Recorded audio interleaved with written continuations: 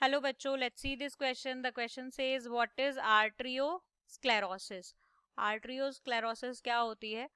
तो बेसिकली यहाँ पे अगर हम बात करते हैं की कॉन्सेप्ट की, तो क्या की कॉन्सेप्ट यहाँ पे फॉलो हो रहा है? Cardio vascular disease, right. So ये एक तरह की कार्डियोवस्कुलर डिसीज है. अगर मोर डिटेल हम इसकी देखें तो डिसीज का नाम क्या है? सबसे पहली बात, आर्ट्रियो स्क्लेरोसिस, राइट. आर्ट्रियोस्क्लेरोसिस. बेसिकली ये जो डिसीज है इसके अंदर क्या होता है, जो हमारी आर्टरीज होती हैं, राइट, आर्टरीज जो हमारी होती हैं इनके अंदर क्या होता है, इनकी जो वॉल्स होती हैं, आर्टरीज की जो वॉल्स होती हैं वो बेसिकली अपनी इलास्टिसिटी खो देती हैं.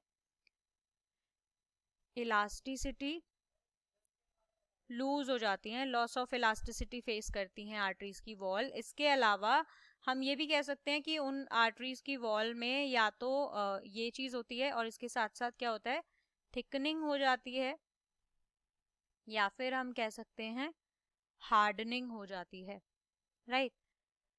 तो अब क्या हुआ, ये बेसिकली एक तरह की कार्डियोवास्कुलर डिसीज होती है जिसमें मेनली क्या रीजंस होते हैं, ये कॉज होती है आर्टरीज के नैरो होने की वजह से. अगर हमारी आर्टरीज नैरो हो जाएंगी, कॉज ड्यू टू, पहला पॉइंट तो ये है कि नैरो हो जाए अगर आर्टरीज हमारी, या फिर नैरो नहीं हुई है बट ब्लॉक हो गई है, तब भी ये कंडीशन आ सकती है. ब्लॉक आर्टरीज भी एक रीजन है इसका, right.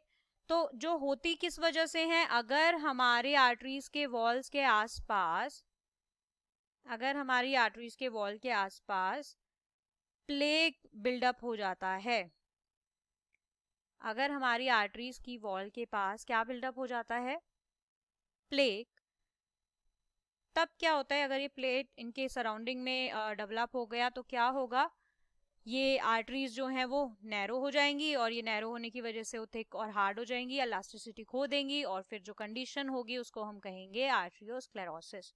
So I hope you understood it well. Best of luck. Thank you.